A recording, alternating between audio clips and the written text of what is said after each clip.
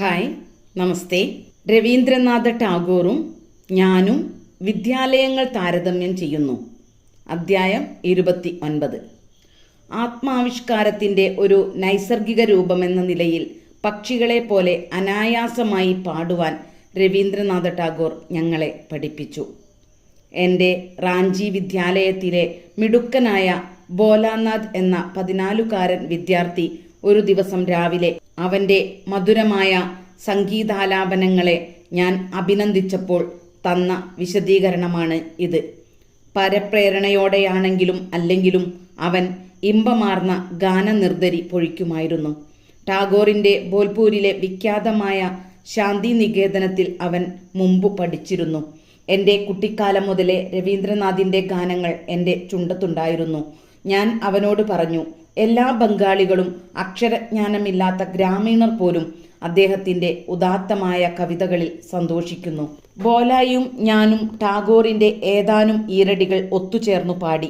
അദ്ദേഹം ആയിരക്കണക്കിന് ഭാരതീയ കവിതകൾക്ക് സംഗീതം പകർന്നിരുന്നു. അവയിൽ ചിലവ അദ്ദേഹത്തിൻ്റെ സ്വന്തവും മറ്റുള്ളവ പ്രാചീന കൃതികളുമായിരുന്നു. അദ്ദേഹത്തിന് നോബൽ സമ്മാനം ലഭിച്ച് അധികം കഴിയുന്നതിനു മുമ്പ് ഞാൻ അദ്ദേഹത്തെ സന്ദർശിച്ചു. ഞങ്ങളുടെ ഗാനാലാപനത്തിനു ശേഷം ഞാൻ പറഞ്ഞു, തൻ്റെ സാഹിത്യ വിമർശകരെ ഒതുക്കുന്നതിൽ നയതന്ത്രങ്ങൾ വെടിഞ്ഞ് അദ്ദേഹം കാട്ടിയ ധൈര്യത്തിൽ മതിപ്പ് തോന്നിയതിനാൽ അദ്ദേഹത്തെ കാണാൻ എനിക്ക് അതിയായ താല്പര്യം ഉണ്ടായി. ഞാൻ അടക്കി ചിരിച്ചു.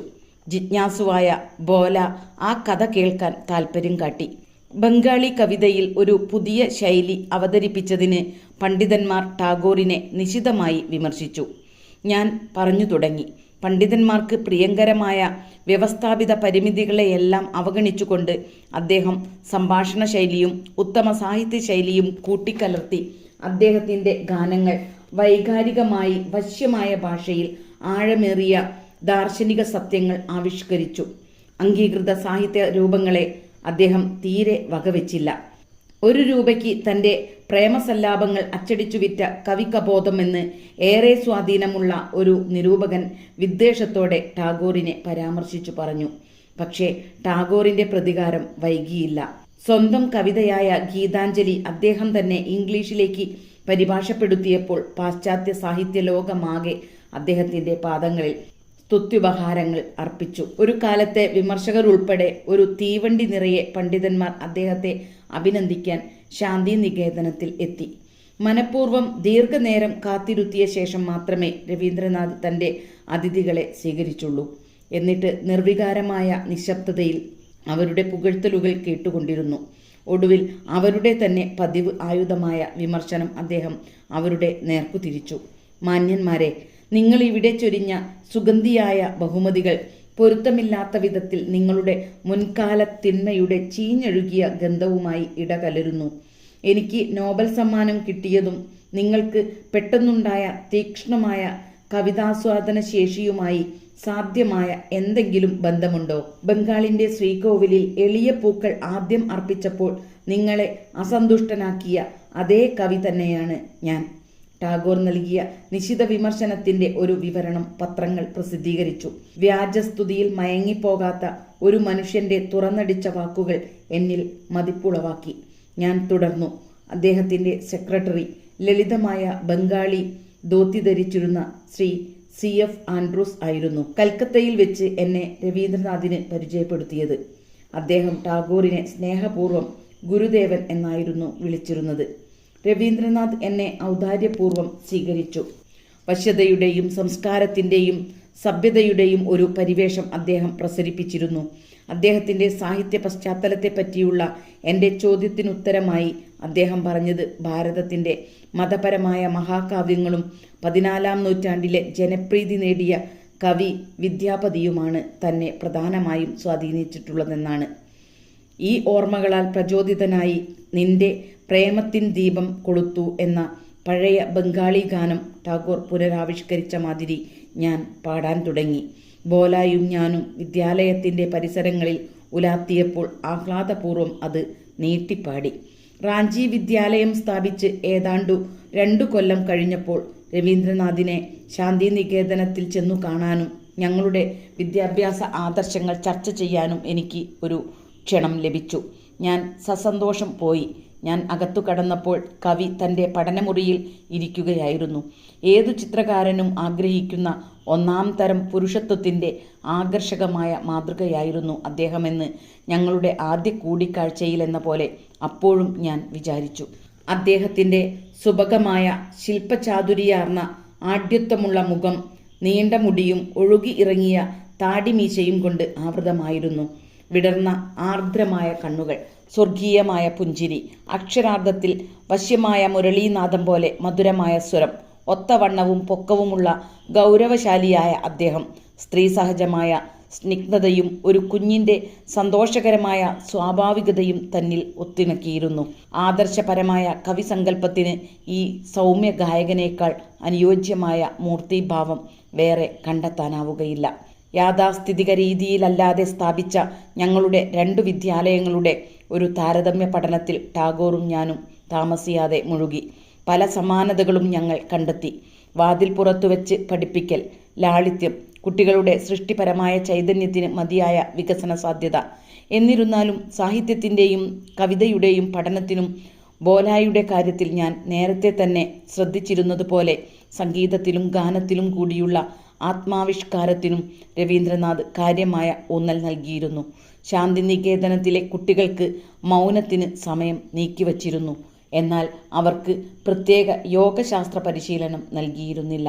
റാഞ്ചിയിലെ എല്ലാ വിദ്യാർത്ഥികളെയും പഠിപ്പിക്കുന്ന യോഗത, ഊർജ പുനർപൂരണ വ്യായാമങ്ങളെപ്പറ്റിയും യോഗാഭ്യാസത്തിലെ ഏകാഗ്രത പരിശീലന സങ്കേതങ്ങളെപ്പറ്റിയുമുള്ള എൻ്റെ വിശദീകരണം കവി ആഹ്ലാദകരമായ താൽപ്പര്യത്തോടെ ശ്രദ്ധിച്ചു. തൻ്റെ ആദ്യകാല വിദ്യാഭ്യാസത്തിൻ്റെ കഷ്ടപ്പാടുകളെപ്പറ്റി ടാഗോർ എന്നോട് പറഞ്ഞു. 5ാം ക്ലാസ്സിനു ശേഷം ഞാൻ വിദ്യാലയത്തിൽ നിന്ന് ഓടിക്കളഞ്ഞു. അദ്ദേഹം ചിരിച്ചുകൊണ്ട് പറഞ്ഞു.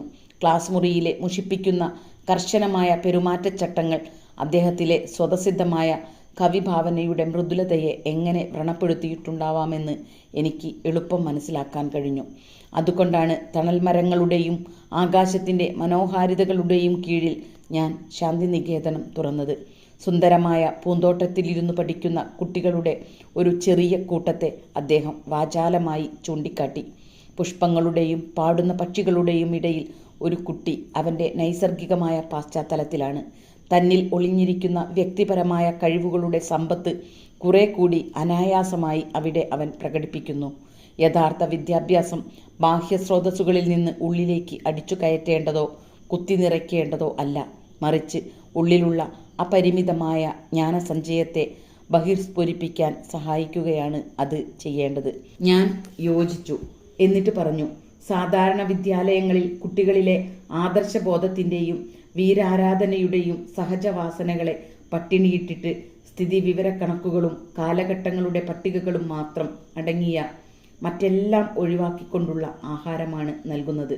ശാന്തിനികേതനത്തിൻ്റെ പ്രാരംഭകാല പ്രവർത്തനങ്ങൾക്ക് പ്രചോദനം നൽകിയ തൻ്റെ പിതാവ് ശ്രീ ദേവേന്ദ്രനാഥിനെ പറ്റി സ്നേഹവായ്പോടെ കവി സംസാരിച്ചു.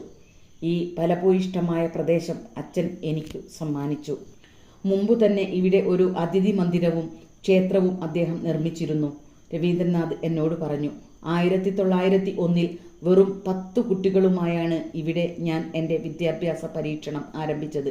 നോബൽ സമ്മാനത്തുകയായി ലഭിച്ച 8000 പവൻ മുഴുവനും ഈ വിദ്യാലയത്തിൻ്റെ സംരക്ഷണത്തിനായി ചെലവാക്കി. മഹർഷി എന്ന് പരക്കെ അറിയപ്പെട്ടിരുന്ന മുതിർന്ന ടാഗോർ ദേവേന്ദ്രനാഥ് ഏറെ ശ്രദ്ധേയനായ ഒരു വ്യക്തിയായിരുന്നു.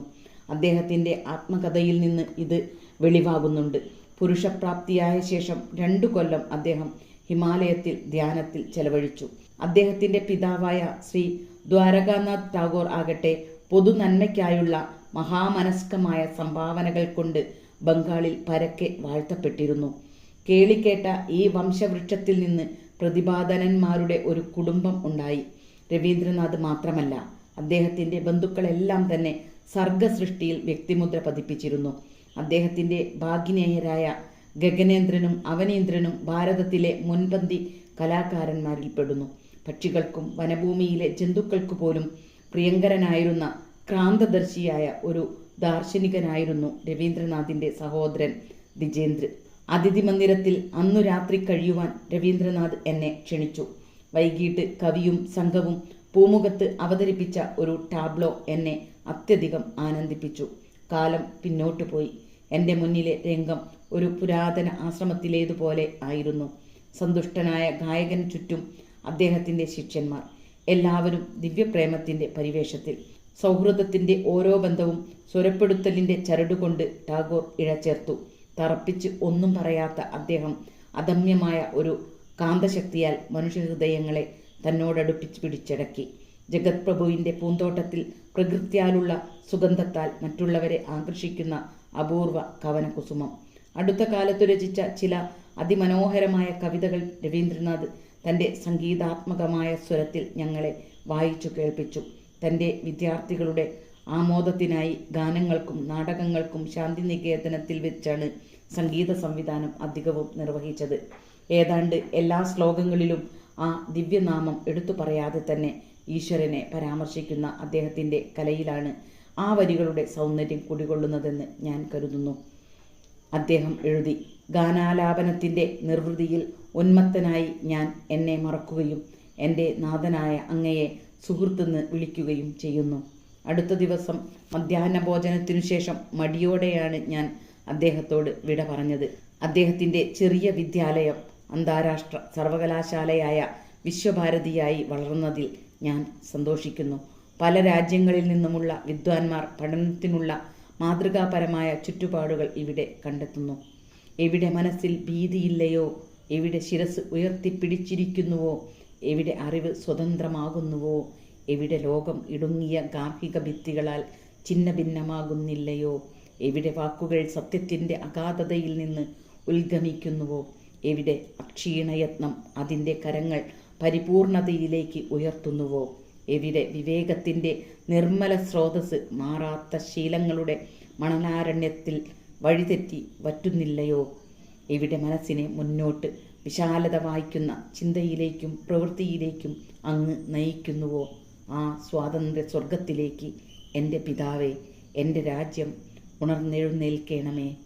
രവീന്ദ്രനാഥ ടാഗോർ. ഏവരുടെയും സ്നേഹാദരങ്ങൾ ആർജിച്ച കവി 1941 അന്തരിച്ചുവെങ്കിലും അദ്ദേഹത്തിൻ്റെ വിശ്വഭാരതി എന്ന സ്ഥാപനം ഇന്നും വളർന്നു വികസിച്ചു കൊണ്ടിരിക്കുന്നു. 1950 ജനുവരിയിൽ ശാന്തിനികേതനത്തിൽ നിന്ന് 65 അധ്യാപകരും വിദ്യാർത്ഥികളും റാഞ്ചി യോഗദ സത്സംഗ വിദ്യാലയത്തിൽ 10 ദിവസത്തെ സന്ദർശനം നടത്തി.